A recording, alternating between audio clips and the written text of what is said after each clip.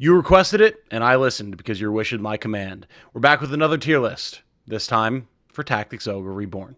My name is Tom, otherwise known as Titanium Legman, and welcome back to the channel.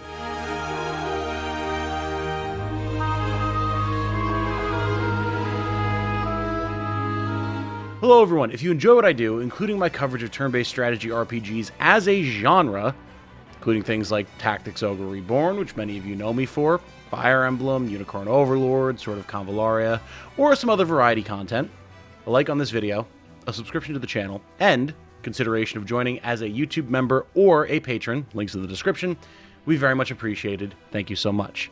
For those of you who are already YouTube members and patrons, of course, keep an eye out for the credits to all of you near the tail end of this video, and everyone else who considers joining, thank you very much. So what is the topic of the day today? Of course, Tactics Ogre. You should be able to see it here on the screen. We are doing the generic classes today. If you're a newer viewer and you were not aware, Tactics Ogre Reborn is what initially boosted my channel to any level of prominence, even though we are still quite small in the grand scheme of things, but it's what put the channel on the map. And seeing as how a lot of people have been requesting a lot more tier lists from me because they enjoy them, just listen to. A lot of people had requested Tactics Ogre, as well as FFTA, A2, stuff like that. I figured I'd put this one together. Now, there's a lot of classes in Tactics Ogre, so I figured, much like FFT, we'd break this down into generic classes, monsters, unique classes, all that type of fun stuff, so we have a little bit more opportunity to discuss. Now, that said, there's still 22 classes here, so we're going to have to move a little quickly. Also, it's worth noting, other extremely talented people, like Coffee Potato himself, has done a lot, and I mean a lot, of tier list content for this game. And more likely than not, they know more than me. So I'll have a link to Coffee Potato's channel down in the description. Go check out his stuff if you want like really definitive, hard-hitting statistical analysis. For me, we're going a little bit more vibes-based. Just a little bit loosey-goosey discussion of what classes do and how I feel they kind of fit into the overall pantheon of the game mechanics of Tactics Ogre Reborn. So, you have those options there. We're going to go ahead and get into it. A couple things to note right off the bat. First of all, the way this is going to work is I'm going to be judging each of these classes based on how well they maintain their viability and their usefulness from the time that you unlock them to the time that you hit the end of the game, right? Especially going through multiple runs with the world system and everything.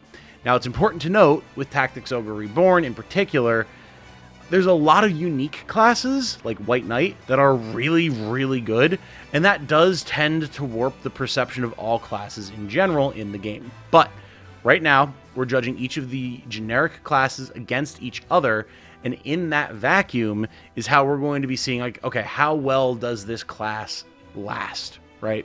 So that's the first thing. Second thing, I'm wearing a bathrobe. It's very early in the morning on Sunday. I've not had the chance to record the rest of the weekend. I just got up, so apologies, but we're bathrobe style. It's comfy hours, comfy vibes. I hope you guys enjoy that. Now, starting off, we have Warrior. Warrior in Tactics Ogre Reborn is actually pretty solid. The way that skills are set up in Tor, you actually have a good variety of things you can do with Warrior, and it's a very nice class to have access to. Obviously, it's your starter class. It's kind of equivalent to Squire in FFT, but only in the fact that it's your basic starting melee class. Functionally, it has a lot more going on, and it kind of serves as a template, I would say, for how I kind of hope jobs might be reworked in FFT if that remake, reborn, remaster, whatever, winds up coming out. So, Warrior, I think Warrior goes in A rank. The raw damage potential of Warrior is really nothing to sneeze at whatsoever. It's got a ton of power with Mighty Swing, things like that. It's a great versatility class. It's really nice for being able to train your skill with different weapon types. There's a ton going on here, but unlike Squire and FFT, where you basically want to get all of its skills and then drop it forever, you would be happy taking a Warrior for the entire game to the end game. It's got good growths, it's got good base stats, it's got good skills.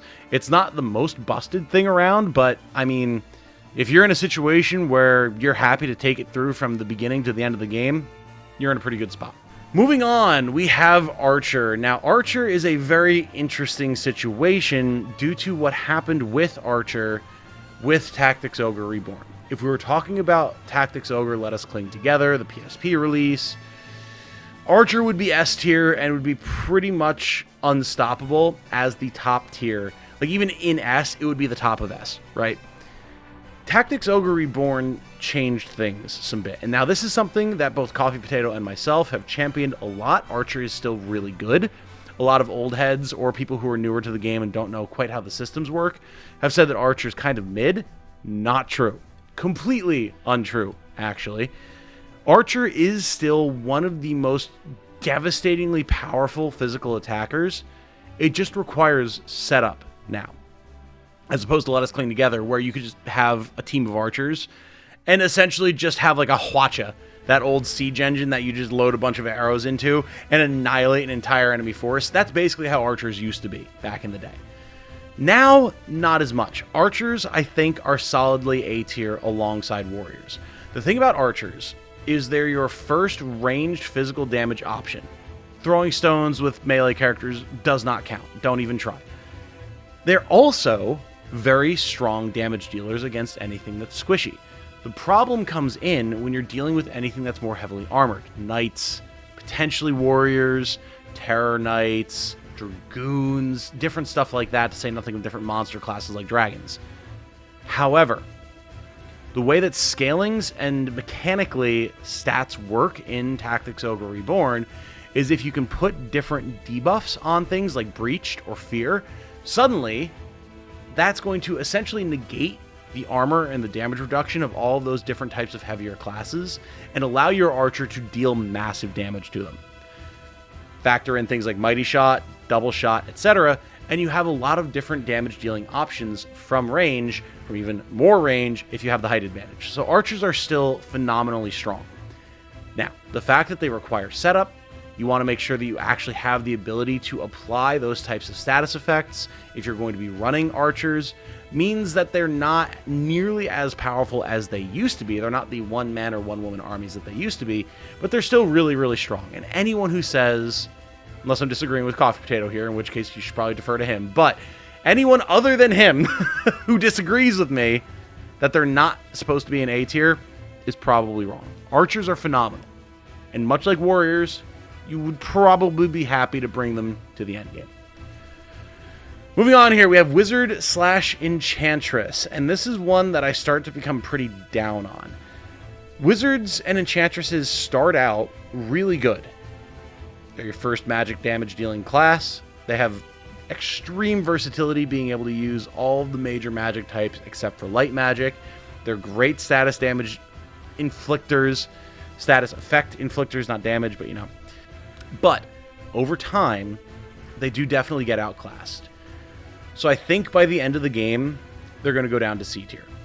When you have things like Rune Fencer and Witches / Warlocks, Necromancers, Litches, they're pretty bottom of the barrel in terms of your magic effect characters. They're not bad. They start off really nice. You're happy to have them. But by the end of the game, you probably have stronger options. Because really, what do they bring to the table? They can use those different magic schools. They've got your meditate, your concentration. They have some better efficiency with status effects in general, but because of the way that inflicting statuses works in Tor, especially on a stat basis, it's not as good as it could be. C might seem pretty low to a lot of people, but at the end of the day, damage is still king in Tactics Ogre Reborn, and there's better damage dealers. There just is. And when your niche is having good status effect infliction, and yet you're still not great at doing it, it's going to drop you pretty low, man. It's going to drop you pretty low. So I think C tier is appropriate. Clerics! Now, this is one that's going to get me into hot water. There's always one. There's always one point that I disagree with everyone on heavily, and Cleric is going to be the one for me. Cleric is easily B tier, if not low A tier. And a lot of people would say, well, damage is king. Why would you take a cleric once you have other options available to you? Yada, yada, yada. Because once you get into higher level areas, especially the Palace of the Dead, San Bronsa, Coda content, enemies are going to be able to deal a lot of damage to a lot of characters very quickly. And being able to have Mother's Blessing mass cures or mass heals in a large area for hundreds of HP off of one character is huge. I maintain that clerics are awesome, and I will fight everyone on that. And that's before we even start talking about the fact that they're the ones who are going to be exercising undead and dealing with all of that. And yes, again, there's other classes that can do that, sure. But clerics are the GOAT, without any question. I've always been happy to have a cleric on my team. The Nalto has been a mainstay of my party in Tactics Ogre since Let Us Cling Together, let alone Tactics Ogre Reborn. So, clerics are B tier. They're not going to be dealing a ton of damage, although they do deal more damage now because of the changes to the way like weapon executions work and that type of stuff. So they can deal some damage. They're great for healing. They're great for status effect mitigation. They're great for dealing with the undead. Clerics are awesome. They belong solidly in B tier. Rune Fencer, S tier. What do you want, man? Rune Fencers were kind of mid in Let Us Cling Together, but in Reborn, oh my god. Rune Fencers are your new archer. They've got the magic damage. They've got the physical damage. They've got all sorts of like great self-buffing capabilities because of being able to give themselves haste, free casts, summon magic, all this different stuff. Their stats are very strong across the board. You could literally run an entire party of Rune Fencers or Valkyries and be so happy. There are so many people that have run just Rune Fencer Denim as his dedicated class and been so happy. Rune Fencer and Valkyrie is insanely strong. Some might say too strong. And it's like, it's almost to the point that I just don't even know how much I can really say about it. You get all the different magic types except for Dark. You have the ability to heal. You have the ability to support. You have the ability to deal ranged damage. You can use spears, which are great. You get the ability to self-buff with Boon of Swiftness. You get the ability to just cast spells for free. Again, summon magic. Some of the best magic in the game. Yeah, they're not going to be as powerful as something like a shaman when it comes to just raw magical attack, but that versatility makes them second to none. This is one of those games where being a jack of all trades is actually the best thing that you can be, and Rune Fencers and Valkyries have that in spades. They are S tier. If you try to disagree, absolutely not. You are wrong, and I do not feel bad about telling you so. Moving on, we have Knights. Knights are solidly B tier because while they start off insanely strong and they can be very annoying due to things like Phalanx, at the end of the day, they don't have that much going on. They are extremely tanky. That's very true.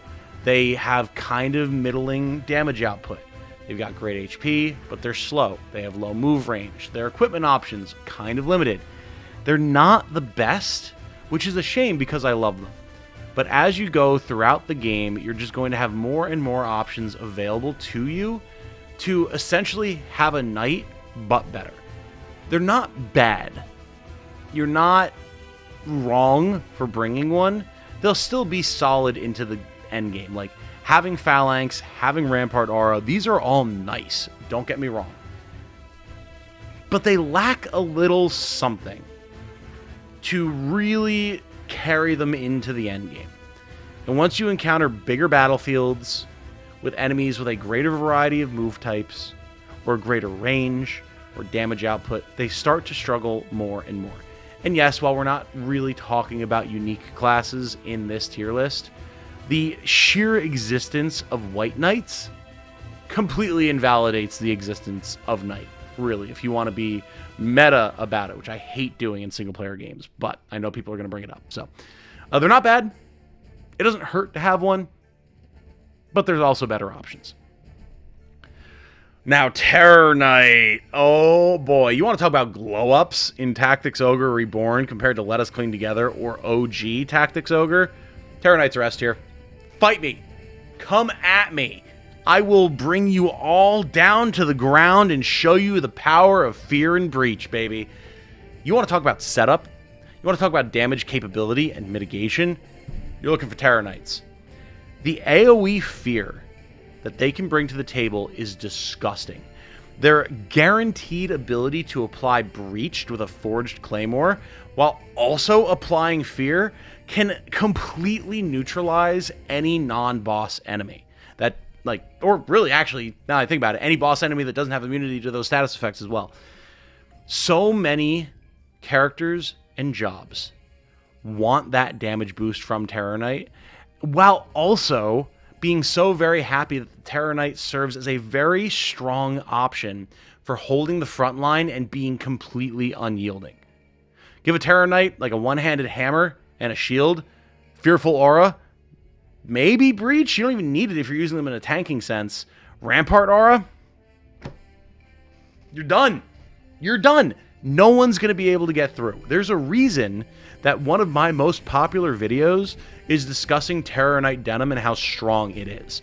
I ran Terror Knight Denim for the majority of my campaign and felt great about it. I started switching things up once I got access to Lord, sure, but like TK is so gross.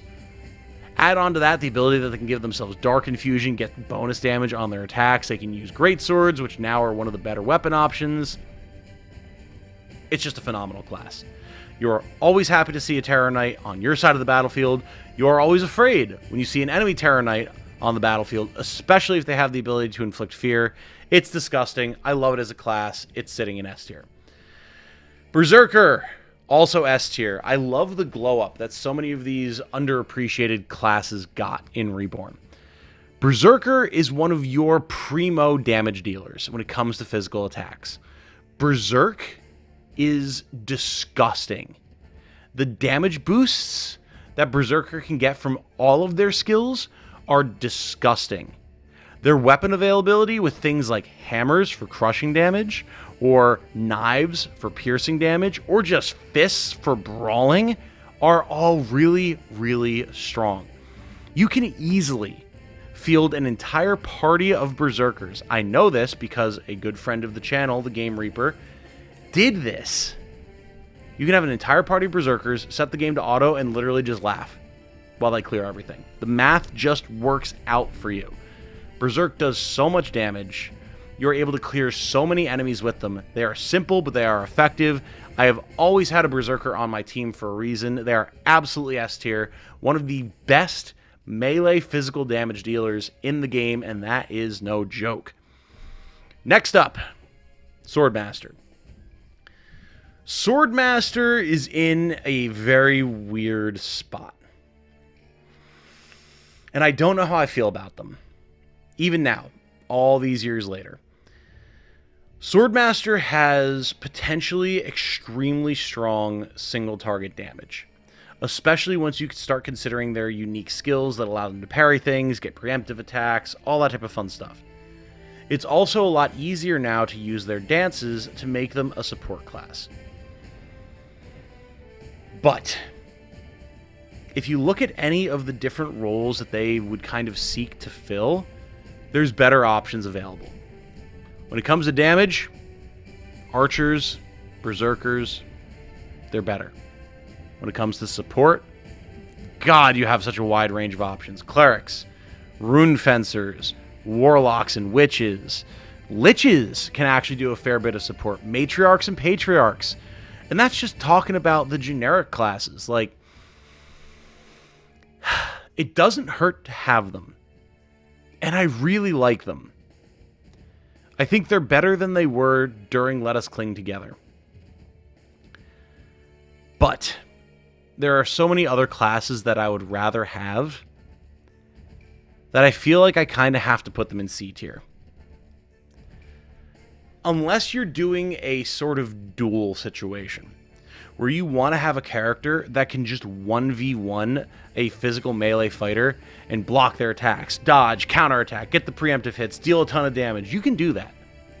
And I don't put them in C tier without acknowledging the fact that I've had a ton of fun using Swordmasters. But it just feels like a class that still doesn't really have the identity that it needs to have And that's a shame, because they are just so damn cool.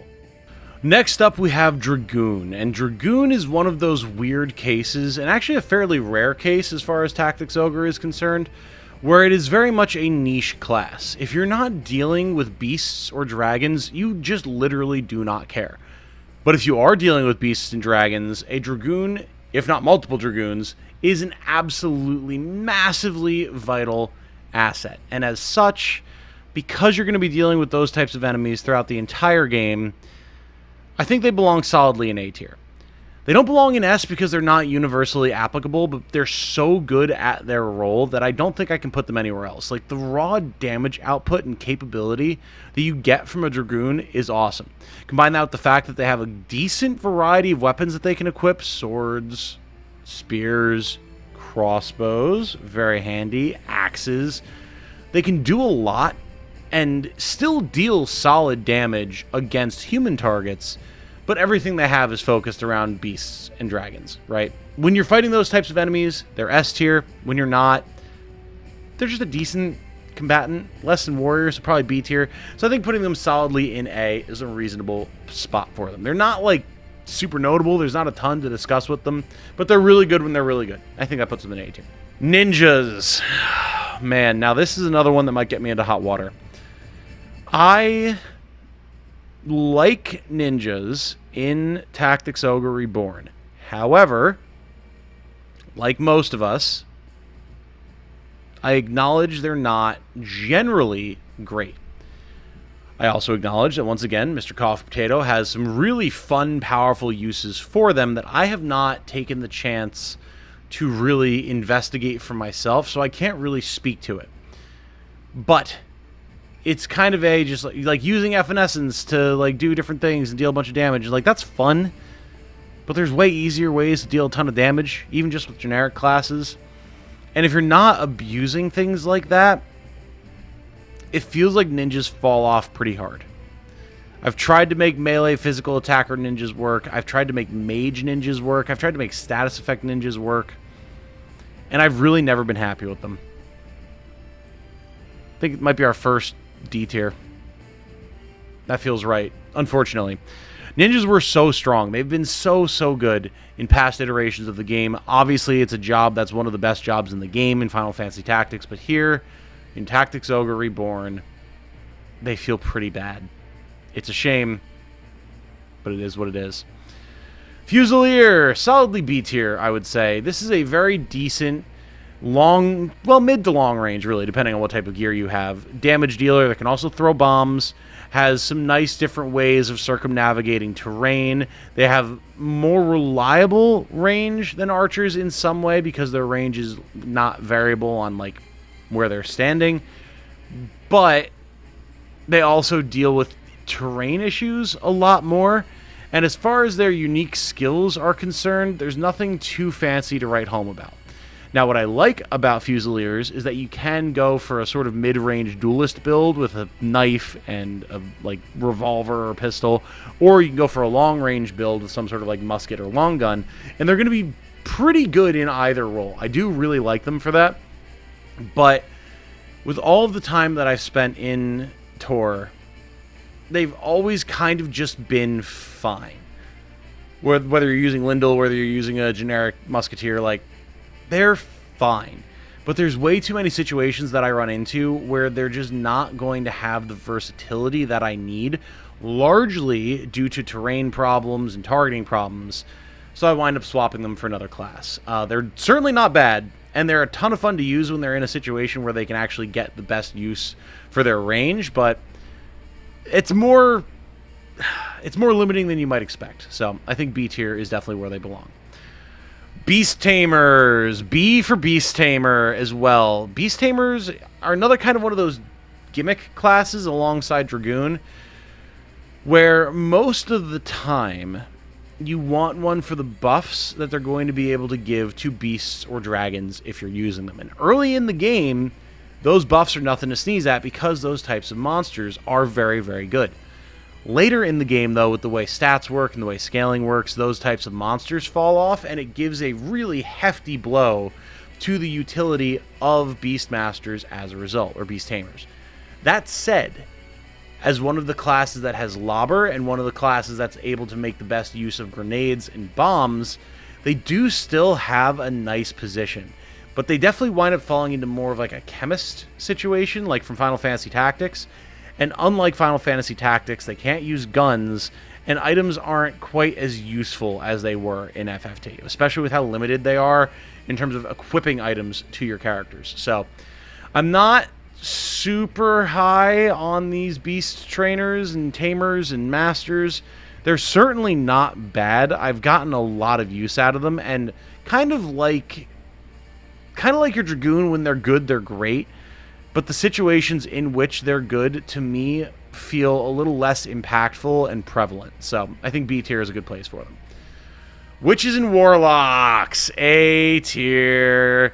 The ability to wield draconic magic, the ability to wield tomes, the ability, well, not the ability, but the stats that just make them better casters in general, having a wider array of magic types that they can use. Warlocks and Witches are just an improvement over the Wizard and the Enchantress in pretty much every way. They're not S tier. They are still limited by stats and limited by what types of magic they can use. They don't meet the same lofty heights as Rune Fencer, but they are still very, very good, especially because of their anti-golem capabilities. I love my Witch. I love the couple of Warlocks that I have. They are a ton of fun to use, and they can absolutely dish out the damage. So I think A tier is an appropriate place. Mainly for Draconic, more than anything else, honestly. Necromancer, S tier, and I promise it's not just because I'm biased, although that's definitely part of it. Necromancers in Tactics Ogre Reborn are so nasty. Drain life is disgusting. Necromancy spells, actually really good. The abilities that they have to increase their damage potential and their range, the support that they give to undead units, which are actually very nice in Tactics Ogre Reborn. Necromancers are peak. They are my favorite type of like magical damage dealer, other than like unique classes and Litches that we're going to talk about in a second. They have just so much whoop-ass capability. Some of my best characters, generic and otherwise, in my army are Necromancers. They're just phenomenal.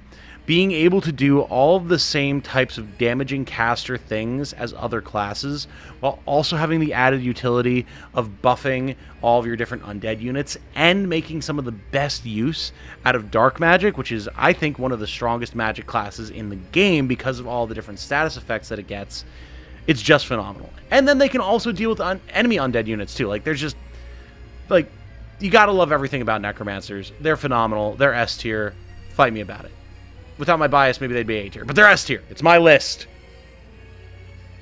Give me a legitimate argument as to why they shouldn't be in S tier. You tell me. Litches, also S tier. This should not be a surprise. Litches were just so good back in the day with Let Us Cling Together. They're still just as good now. Their ability to reflect damage, their ability to spread damage around. They can use all of the same necromancy abilities. They've got a huge swath of magic at their disposal, including Draconic. They're able to use summons. They have great magic damage in terms of stats.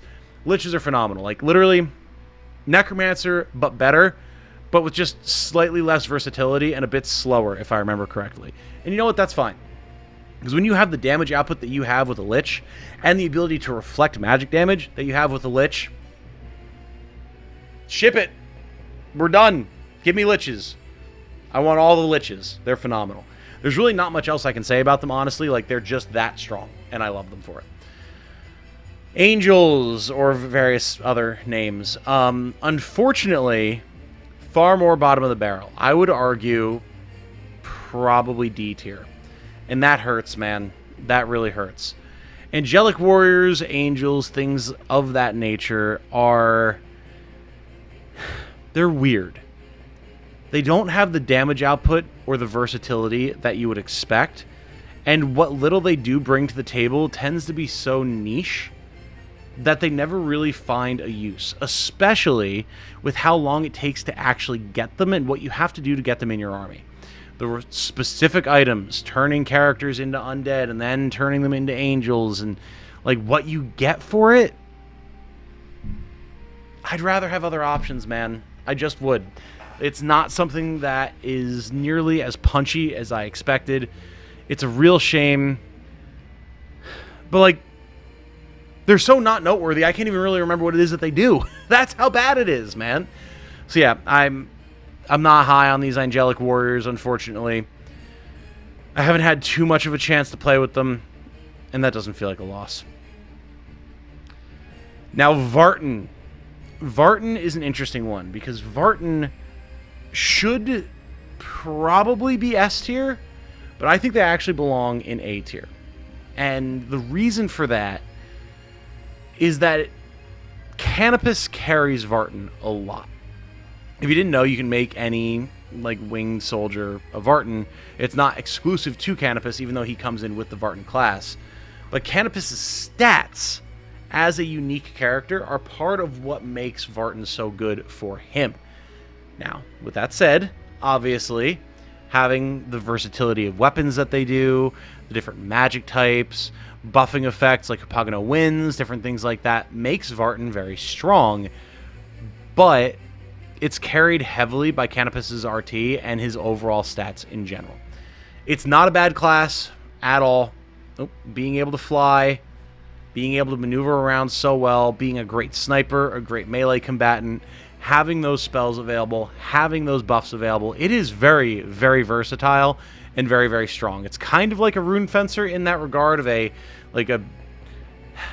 jack of all stats is what you want in Tactics Ogre, but it can't self-buff with haste, can't give itself free spell casts, so I can't really justify putting it in S tier with Rune Fencer and Valkyrie, even if it can fly. Now, the last couple of classes here, Beastmen, we have Hoplite. Hoplite is a solid A. As a matter of fact, I think we're going to just put Juggernaut there as well. They're both in A for different reasons. Hoplite is very tanky. Juggernaut also pretty tanky with its HP, but way more of like a disruptor and damage dealer. And I do like both of them. It takes so long to be able to really get Lizards online, or any other class that can use Hoplite and Juggernaut, which is, I think, just Lizards and Orcs? Right? If I remember correctly, I think. Oh, well, actually, you can have a Hoplite Skeleton as well, now that I think about it. Yeah, anyway. They're very, very strong. They've got really nice area denial. They've got great stats. They've got a good array of equipment that they can use. Juggernaut especially, being able to like stun and remove active abilities and just deal a shit ton of damage, makes them really, really strong. But they do tend to feel a little limited, in my opinion, compared to some of our S tier classes. They're nice. You're never unhappy to have one on your team, and they can always be scary on the battlefield, but they are limited compared to some of our S tier classes. So, yeah, I think A tier is appropriate. Now, Matriarch and Patriarch, S tier for summon magic, baby. The Matriarchs and the Patriarchs are just such nasty magical classes. Their stats aren't always the best, but they've got a versatility of casting that's just second to none, and they've got a ton of great personal abilities as well that make them very versatile and very handy on the battlefield. Now, if you want to compare them to things like shamans, sure, they're not going to be nearly as strong. If you have a bunch of shamans on the battlefield, like, you probably don't need a Matriarch or a Patriarch, but if you don't, for whatever reason, this is like at the pinnacle of magic alongside Lich and Necromancer. Patriarch/Matriarch is just disgusting. And finally, to wrap things up, we bring ourselves to the humble familiar. Now, of course, I have a pumpkin head here, but this can be a fairy, this can be an imp, and overall, it's a weird class to evaluate because it's partially dependent on race. Like fairies versus imps versus pumpkin heads or pumpkin golems do all have different special abilities. But at the end of the day, I don't think any of them are fancy enough to justify being any higher than B tier. And B tier is still nice.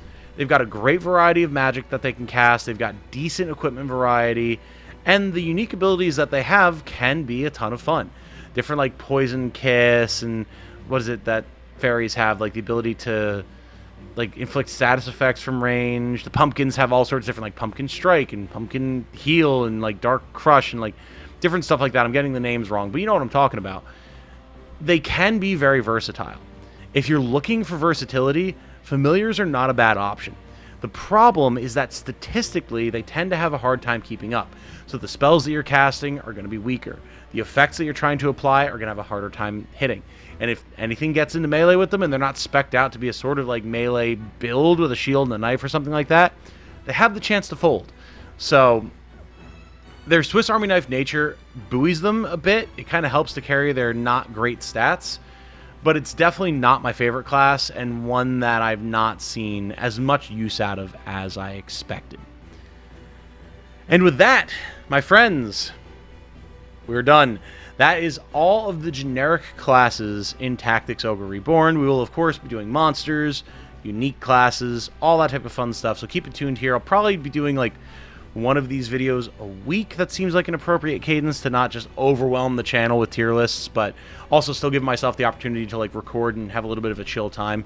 I know you guys enjoy these videos. I appreciate it very much. Let me know your thoughts in the comments. I'm sure you already have been on where I've placed each of these classes. I don't think I need to go through and readjust my places. I feel pretty good about where they're all at, honestly, but do strike up a conversation. I would love to see what y'all have to say in the comments down below.